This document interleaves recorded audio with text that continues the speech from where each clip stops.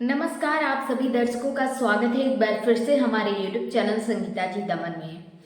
दोस्तों, आरक्षण देश का एक बड़ा मुद्दा बन चुका है और जिस आरक्षण को लेकर पूरा सियासत में उथल पुथल मचा हुआ है। जी हाँ दोस्तों, भारतीय राजनीति में आरक्षण को लेकर काफी ज्यादा उथल पुथल मचा हुआ है।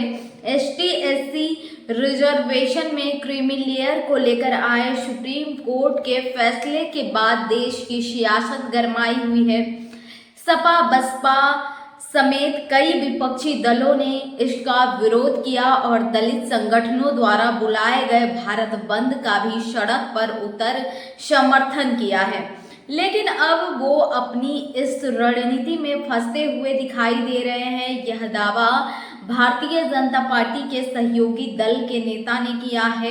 जनवादी सोशलिस्ट पार्टी के अध्यक्ष डॉक्टर संजय चौहान ने दावा किया है कि भारत बंद का समर्थन करने के बाद में दोनों दलों सपा बसपा का सामंती चेहरा लोगों के सामने आ गया है। दल उन लोगों के समर्थन में सड़क पर उतरे जो आरक्षण का लाभ उठाकर ब्यूरोक्रेसी और कॉरपोरेट बन चुके हैं। उन्होंने कहा कि 2027 के चुनाव में दोनों को इसका खामियाजा उठाना पड़ेगा। तो दोस्तों, उत्तर प्रदेश की सियासत के साथ साथ भारत के राजनीतिक तमाम राज्यों के सियासत में आरक्षण को लेकर विवाद पैदा हो गया है। और जहां समाजवादी पार्टी की बात करें तो समाजवादी पार्टी आरक्षण के विरोध में प्रदर्शन नहीं किया था, लेकिन मायावती जब ये कहते हुए नजर आती हैं कि संविधान बचाओ संविधान बचाने को लेकर तमाम दलों ने नारा दिया और चुनाव जीतने का काम किए, लेकिन जब संविधान खतरे में है, आरक्षण खतरे में है, तो वो दल चुप क्यों है। तो दोस्तों, मायावती के इस बयान के बाद समाजवादी पार्टी एक्शन में आई और सड़कों पर भारत बंद का समर्थन करने का काम किया।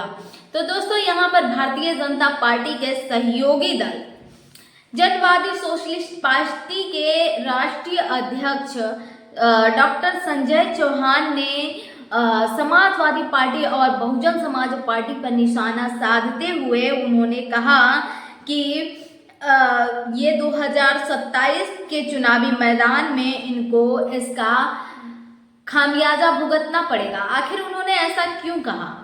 आखिर सपा बसपा ने ऐसा क्या किया? दोस्तों, हम आपको बताएंगे विस्तार से, लेकिन आपने अगर अभी तक चैनल को सब्सक्राइब नहीं किए हैं तो प्लीज चैनल को सब्सक्राइब कर लीजिए और बेल आइकन को प्रेस कीजिए ताकि हमारे आने वाली हर वीडियो की जानकारी आपको मिलती रहे टाइम टू टाइम और सबसे पहले। दोस्तों, आपको मैं बताना चाहूंगी कि बहुजन समाज पार्टी जो दलित पिछड़ों के आरक्षण को लेकर सड़कों पर उतरने का काम किया है। जी हाँ दोस्तों, पिछड़ों की राजनीति करने वाले जनवादी सोशलिस्ट पार्टी के अध्यक्ष संजय चौहान ने क्रीमी लेयर को लेकर आए सुप्रीम कोर्ट के फैसले का स्वागत करते हुए कहा कि आरक्षण इसलिए दिया गया था कि जिन जातियों की नौकरी और शिक्षा में सहभागिता कम है उन्हें विशेष अवसर देकर आरक्षण के जरिए नौकरी और शिक्षा में लाया जाए ताकि वो सम्मान से जी सकें। संजय चौहान ने आरोप लगाया कि आज बसपा दलितों की सिर्फ एक जाति तक सिमट गई है, तो वहीं समाजवादी पार्टी भी यादवों के साथ खड़ी दिखाई देते हैं। उन्होंने कहा ये दोनों दल इन जातियों के साथ नहीं बल्कि इन जातियों के उस खास वर्ग के साथ है जो आरक्षण का लाभ उठाकर संपन्न हो चुके हैं, जिसकी सोच सामंती है और अब वो गरीबों के बच्चों के हक को खा रहे हैं। सुप्रीम कोर्ट के आदेश के बाद इन गरीबों के बच्चों के मन में आशा जगी कि उन्हें भी अवसर मिल जाएगा, क्योंकि उनका मुकाबला उनकी ही जाति के एक ऐसे वर्ग से हो रहा था जो संपन्न हो चुका है और इन्हें आगे नहीं आने दे रहा।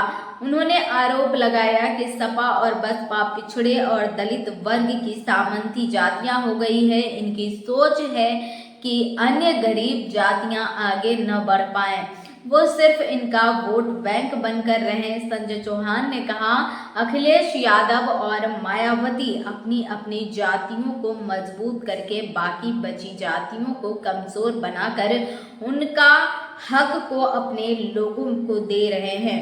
इसका खामियाजा उन्हें 2027 के चुनाव में उठाना पड़ेगा।